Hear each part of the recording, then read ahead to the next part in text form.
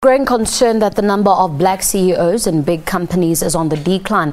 This according to a number of studies conducted recently which argue that white top-level managers were the gatekeepers of transformation in their companies and acted as the biggest barriers to entry. A latest Commission of Employment Equity report for 2015 states that whites still represent well over 70% and 60% of top management and senior management, while blacks only represented 13.6%, a less than 1% improvement since 2010 and 21% respectively. Newly elected BMF President Mncane Mthunzi is in our studios to discuss this. Thanks for joining us, Mncane. Thank you for inviting me. Now, I've just mentioned this decline in black CEOs. What causes the decline? Take us through that. I think it's a number of factors. I think it's a lack of commitment from corporate South Africa as far as transformation is concerned, and a lack of punitive measures for not complying or not advancing legislation such as employment equity. So these things have been worrisome because they retract in terms of the progress that we seek to achieve around nation building, around having a normalized society and deracializing the economy. And we're hoping that we could engage, and there could be some penalties should there be any incidents of these natures happening. So it's a very disappointing state of affairs. Now let's look at the joint study that you did with Deloitte. It almost came across as if the conclusion was that there was malicious compliance and gatekeeping to keep blacks away from the table. How serious is this? This is very serious. I think essentially it tells us that corporate South Africa is not complying to the rule of law. It's not taking legislation such as employment equity seriously, and it has to be a worrisome thing. It's a number of factors for people that are not willing to advance careers of black professionals, or even complying with the rules that needs to be complied with. And so we are worried as a BMF.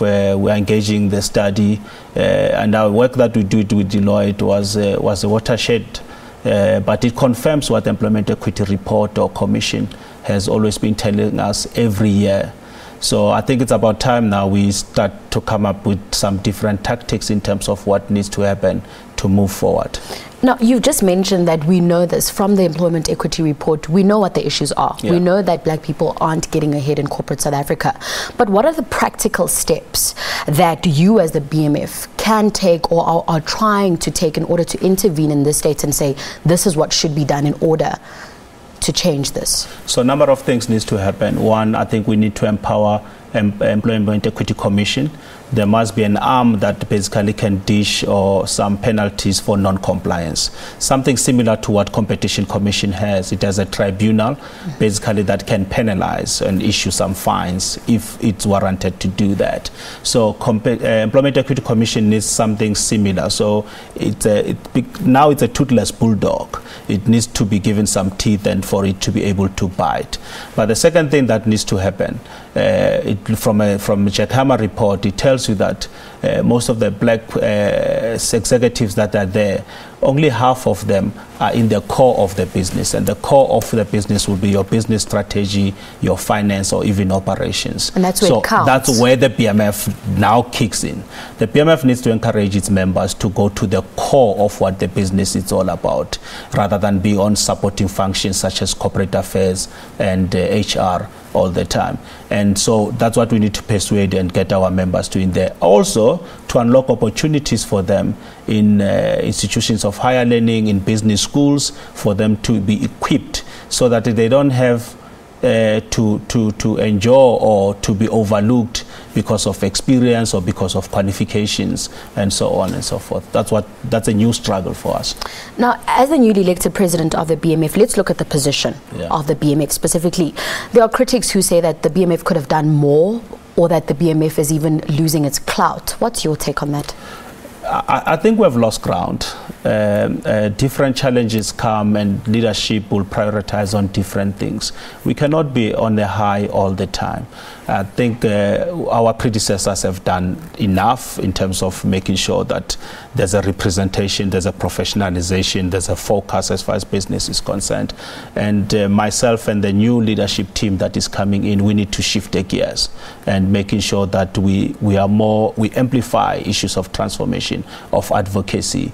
We unlock opportunities for members, and we deal with the issue of human capital development seriously, so that our people are well positioned to take advantage of opportunities as they will be unlocking. Now, speaking of amplifying transformation, is the current legislation on transformation sufficient?